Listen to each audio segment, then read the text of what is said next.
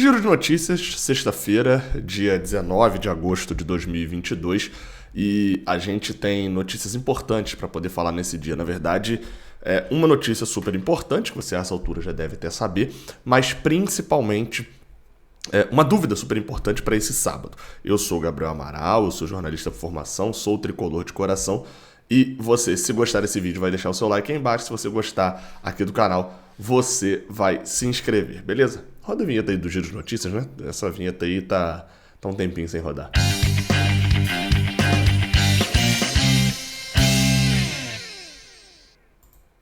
Bem, notícia você sabe onde você encontra, não é? No OneFootball, aplicativo de futebol, que além de ser fácil de você... não, Gabriel, nossa, eu tenho dificuldade para poder achar o OneFootball. Não tem, cara. O link tá aqui embaixo na descrição, tem um QR Code aqui, é só você apontar a tela do seu celular aqui a câmera do seu celular aqui pra tela, ó, aqui ó, o OneFootball aqui instalado, ó. Ih, vocês estão vendo o meu retorno, por sinal. Se eu abro aqui, ó, Fluminense Coritiba, é amanhã, 7 horas, tem aqui informações sobre o Fluminense, enfim, tabela, ó, Coritiba. Baixa aí um bom aplicativo para você ter no seu celular. E mais, vamos falar, antes de começar, na verdade é melhor a gente começar pela notícia do mando de campo, do que contra o do jogo do Coritiba, a questão de poupar ou não poupar, porque tem influência. Isso porque a CBF sorteou nessa sexta-feira o mando de campo, foi até o Parreira quem fez o sorteio, de Fluminense, Corinthians, de São Paulo e Flamengo. Vocês sabem que eu não sou das teorias da conspiração, mas diria que o mais perto que eu cheguei de teoria da conspiração foi nesse sorteio, porque a gente tinha certeza que o Flamengo mandaria o jogo de volta no Maracanã, né? Acho que isso era meio que óbvio depois da confusão que eles arrumaram no jogo de ida. Mas teorias da conspiração à parte, o Fluminense manda o jogo de ida no Maracanã, o que é ruim, né, por um lado principalmente, porque tem pouco tempo, não questão esportiva, porque assim, desportivamente, se a gente falar de semifinal no Maracanã, se eu não me engano, todas as semifinais que o Fluminense mandou, ele foi mandante na Copa do Brasil, assim, tirando o Fluminense e Vasco, né, que foi um jogo... com os dois jogos no Maracanã, 2006, mas em 92, se eu não me engano, aí esse eu tô falando de cabeça, isso eu melhor pesquisar, né? E eu estava certo mesmo. A ida contra o Sport foi... aliás, isso, exatamente, eu estava certo. A ida contra o Sport foi em Laranjeiras e a volta a gente se classificou lá na Ilha do Retiro. Em 2005, a outra semifinal que a gente jogou, a ida contra o Ceará foi no Rio de Janeiro e a volta a gente se classifica no Castelão. 2006, aí é a do Vasco que você corta, né? Porque foi os dois no Maracanã. 2007, contra o Brasiliense, a ida foi no Maracanã e a volta foi lá acho que foi no Cerejão, e a gente se classificou lá. E 2015, né, que foi a semifinal seguinte que a gente jogou, a ida foi no Maracanã e a volta foi no Allianz Parque. Então, todas as semifinais que o Fluminense disputou ao longo do tempo foram assim, então eu não vou nem entrar no mérito desportivo, se é vantagem, se não é, a gente se classificou em 3 e foi eliminado em 2.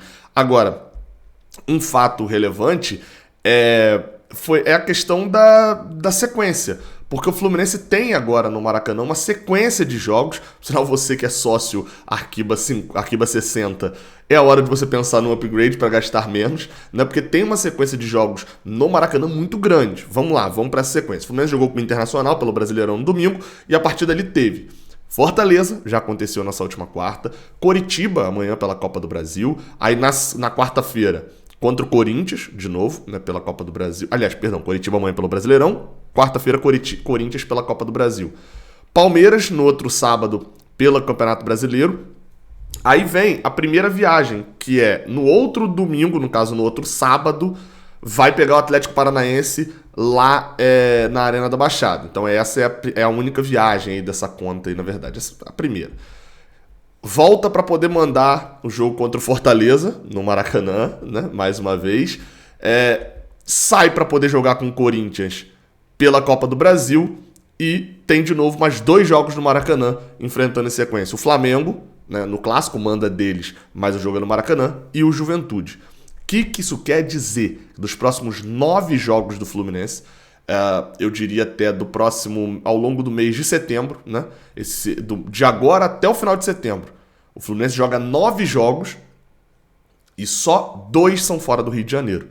E a sequência inicial agora com Fortaleza, Coritiba nesse sábado e o Corinthians na quarta-feira, mais o Palmeiras no sábado, são cruciais o Fluminense de não viajar para justamente o Fernando Diniz ter tempo de treinamento e ajeitar alguns problemas, principalmente defensivos, né, de como os outros times têm conseguido nos atacar e sair normalmente cara a cara com o goleiro e tal. Enfim, o time do Fluminense ficou um pouco vulnerável, tem tempo para trabalhar. Só um exemplo, tá?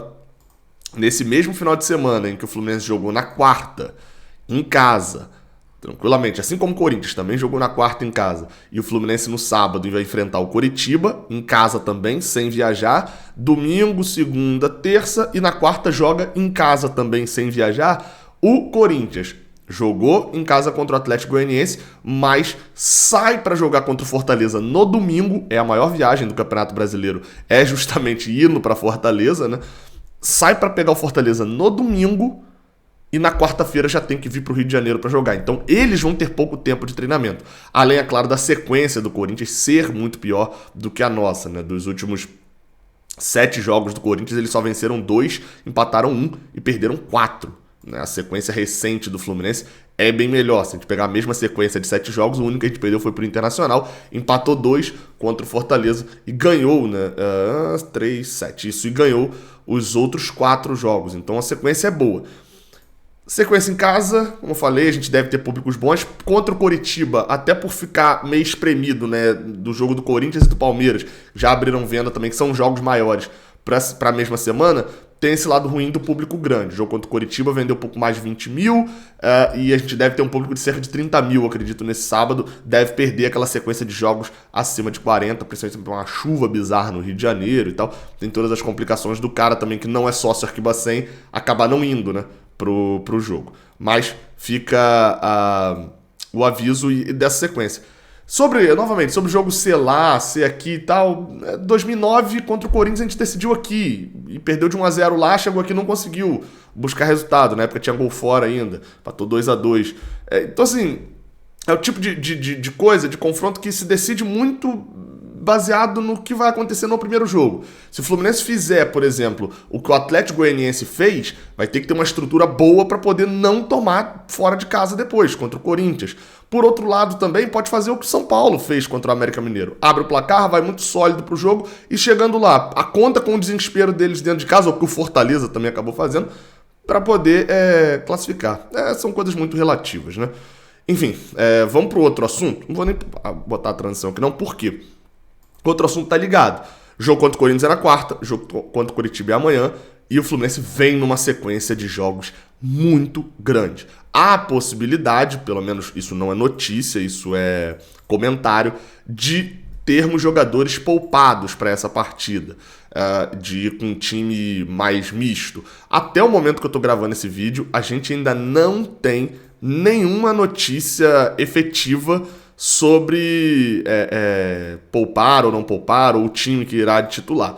Então é mais uma especulação, assim, até pra gente ver também quem que poderia jogar. Opinião minha, tá? Eu iria com o time misto. Colocaria alguns dos jogadores titulares pra atuar ainda, principalmente os que têm, nesse momento, menos garantia de serem titulares. Mas, posição por posição, eu coloquei aqui algumas possibilidades que a gente pode ver pintando no time titular. No gol, Marcos Felipe, né? Eu acho que ele não vai poupar Fábio, o goleiro é muito difícil de poupar, mas a outra opção seria Marcos Felipe, obviamente. Para lateral direita, eu acho que Samuel Xavier é um jogador que precisava ser poupado por 2 motivos.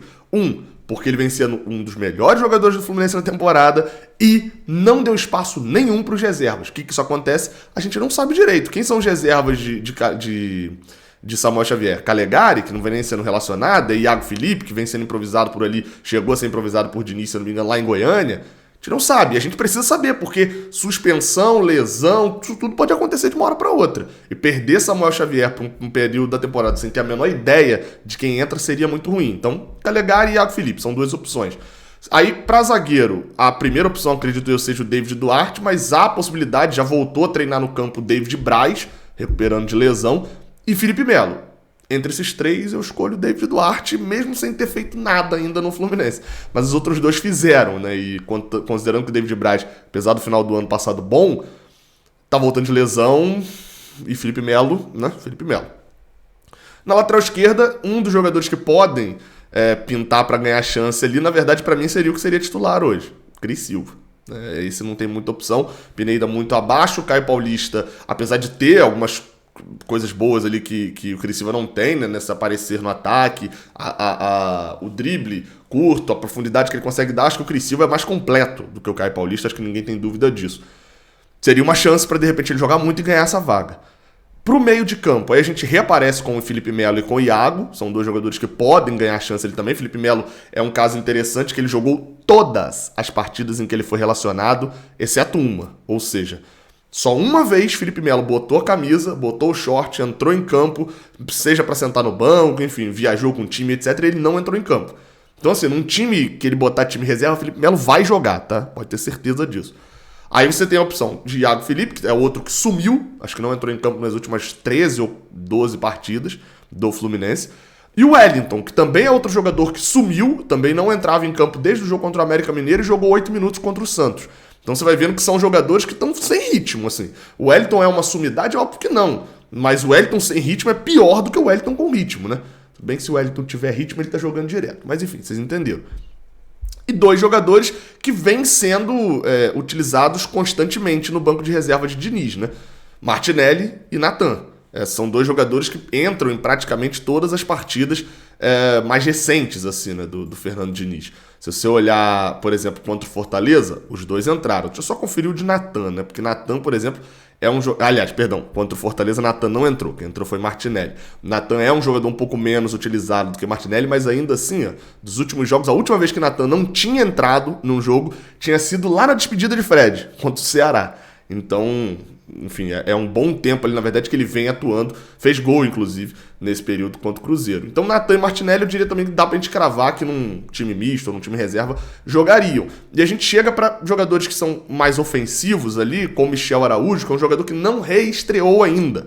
Seria uma oportunidade para Michel Araújo, de repente, começando no banco, ganhar chance para provar ritmo ali, provar o valor técnico, enfim, dele. Não acho que o Michel Araújo seria interessante, pela condição física, ele já ser titular contra o Coritiba. Mas seria algo interessante de colocá-lo durante a partida, botar ele para jogar 30 minutos, 20 minutos, 40 minutos, porque pode ser sim uma solução técnica para o time de Diniz para segundo tempo, onde o físico não vai ser tão exigido de quem entrar. Né? Ele consegue jogar 30 minutos em alto nível? Bota para jogar 30 minutos então. Se o jogo contra o Coritiba pode ser uma oportunidade dele entrando no segundo tempo provar isso.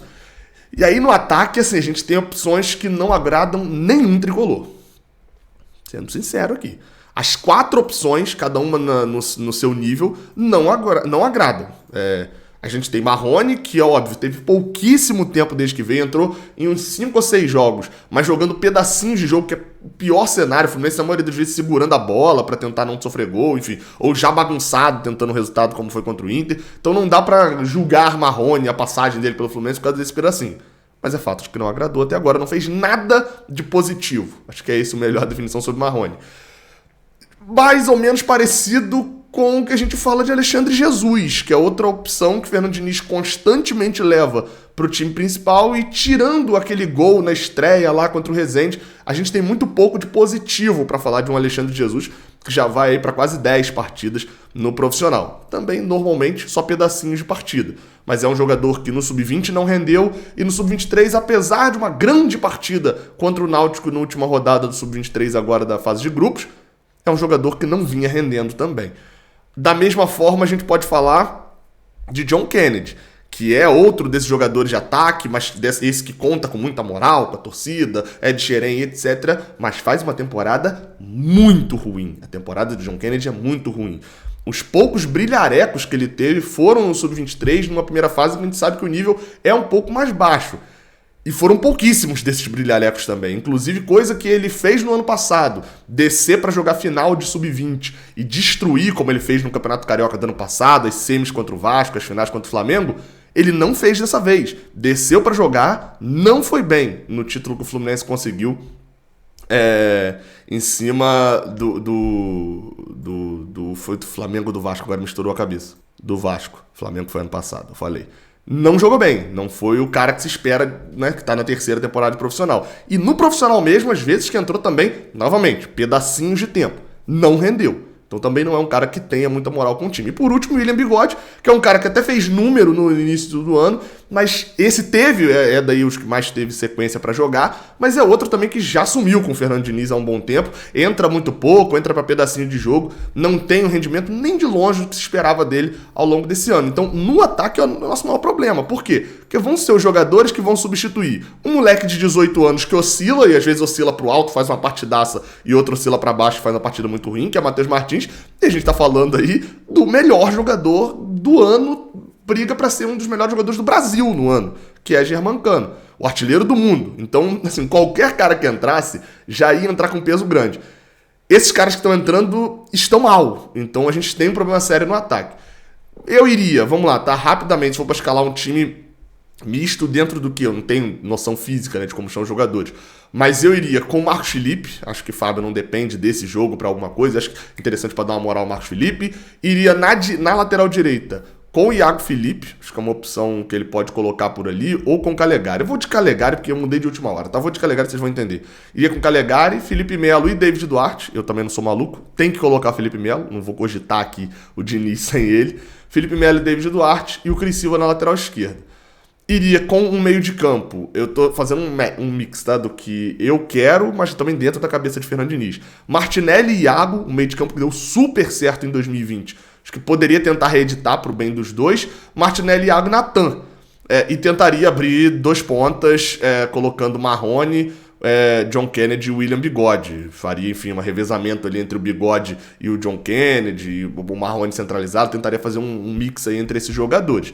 Isso eu escalei o time completamente reserva, né? Enfim, fisicamente alguns jogadores estando bem pode jogar, mas eu acho que é difícil, porque todos atuaram muitas partidas ao longo do ano, à exceção talvez de Nonato, acho que do time titular é o menos atuou, e Caio Paulista, mas eu quero Cris Silva. Enfim, sua opinião aí embaixo. Não esquece de deixar aqui na caixa de comentários, dá o like aqui embaixo, e amanhã, Fluminense Coritiba, transmissão aqui no Raiz Tricolor. Até a próxima, valeu!